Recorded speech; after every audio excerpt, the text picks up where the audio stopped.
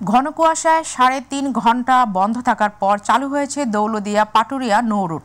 সেখানকার সর্বশেষ পরিস্থিতি জানতে সরাসরি যাচ্ছি প্রতিনিধি শেখ মমিনের কাছে। মমিন, পাটুরিয়া ফেরিঘাটের বর্তমানের পরিস্থিতি কেমন দেখছেন আমাদের জানান।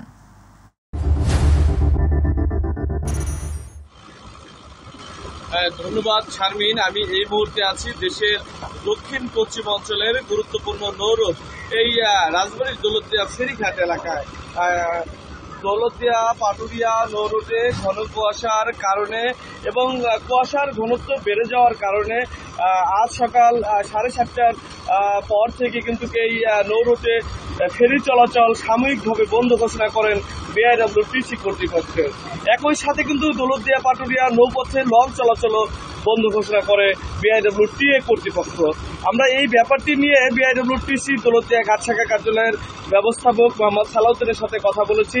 তিনি আমাদেরকে জানিয়েছেন যে দুর্ঘটনা এড়াতে এই দৌলতদিয়া পাটুরিয়া নৌরুটে সকাল 7:30টার দিকে কুয়াশার ঘনত্ব বেড়ে যাওয়ার পরে কিন্তু ফেরি চলাচল বন্ধ করা হয় এবং কুয়াশার ঘনত্ব কেটে যাওয়ার পর সকাল 10টার পর থেকে কিন্তু পুনরায় এই নৌরুটে কিন্তু ফেরি চলাচল স্বাভাবিক হয়েছে, এমনটা কিন্তু জানিয়েছেন আমাদের বিআইডব্লিউটিসি কর্তৃপক্ষ।